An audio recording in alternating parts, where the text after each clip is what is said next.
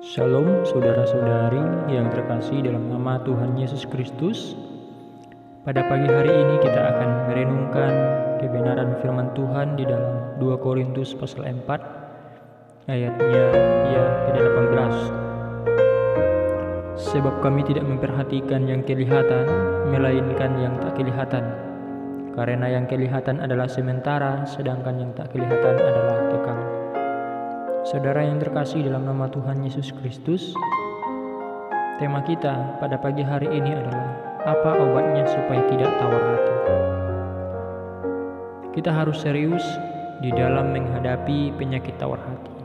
Tidak boleh dipandang sebelah mata. Seperti peribahasa, sedikit-sedikit lama-lama menjadi bukit.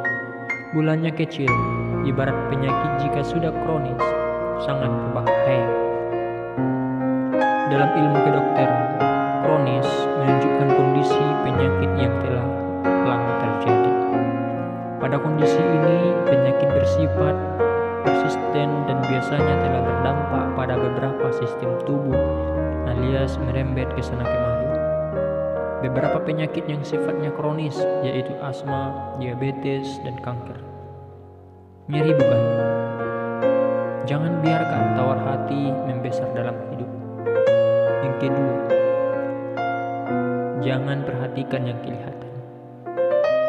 Aneh juga, nasihat Rasul Paulus ini justru karena kelihatan, maka menarik perhatian sanggah seseorang. Disinilah masalahnya. Setiap orang umumnya pasti melihat yang kelihatan.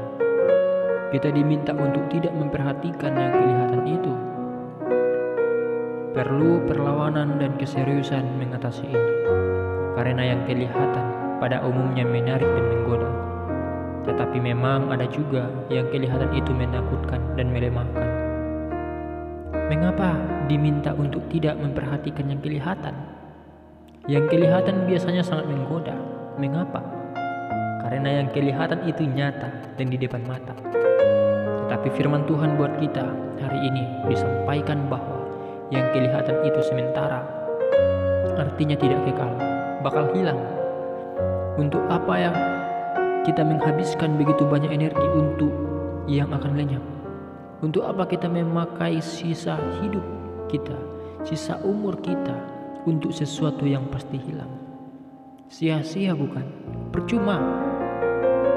Ada juga bahaya lain jika memperhatikan yang kelihatan.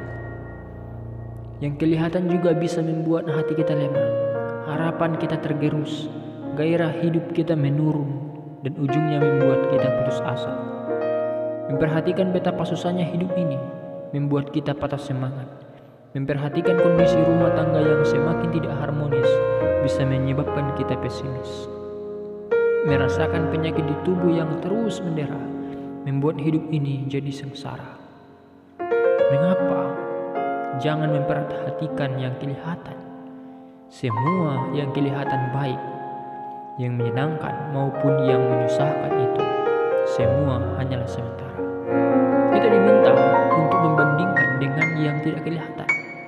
Yang tidak kelihatan menurut ayat renungan hari ini adalah kekal. Arti kekal adalah selama-lamanya, tidak pernah berakhir, tidak ada habis-habisnya, tidak akan pernah putus. Singkatnya adalah abadi. Harus pilih yang mana?